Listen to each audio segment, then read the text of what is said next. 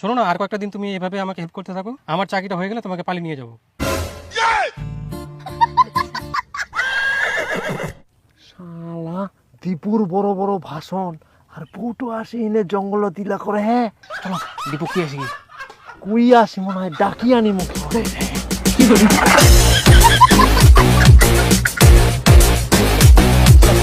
আরে এরকম করে পুরানি যান চুপ চুপ চুপ চুপ তুই বিশ্বাস করি নিয়ে যাবে ভালো করে নিয়ে যাবো তো যা ডাবিলে তো শুনে পাই যাবি না।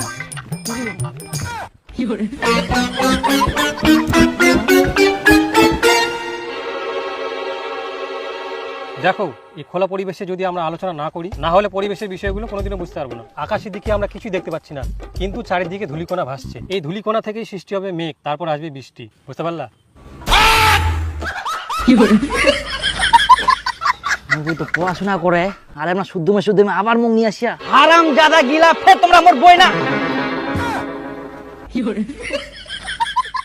শালা মোর বইয়ের পিছনে লাগি পিটি পুড়ি আমরা পালালেন কেনে এবার আবার ধরা পাইলে গাছত বান্ধি না শোনা নই মোর বউ কত ভালো, কতবার কোয়া যায় মোর বউ ভালো ভালো ভালো, তাও শালা মোর বইয়ের পিছনে পুড়িছে।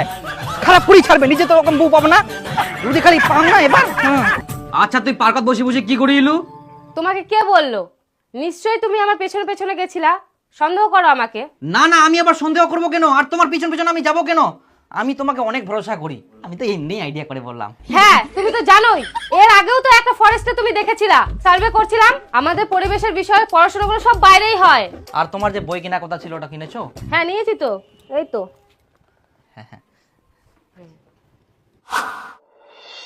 হ্যাঁ কি হয়েছে, এত আর্জেন্ট ডাকলে যে? আর একটা খুশির খবর, আমি কোম্পানিতে চাকরি পেয়েছি। তাই? হ্যাঁ।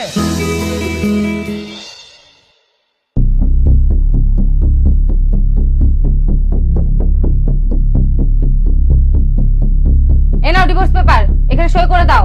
এখন থেকে আমি তোমার বউ না, দীপকের বউ। কি? এটা কোনোদিনও সম্ভব নয়, বই কোনোদিনও সই করিব না।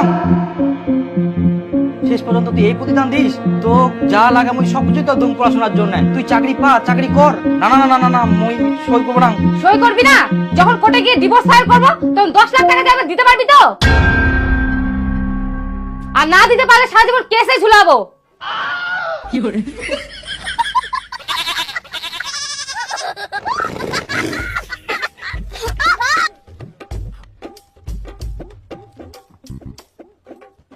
সই কর। কলম।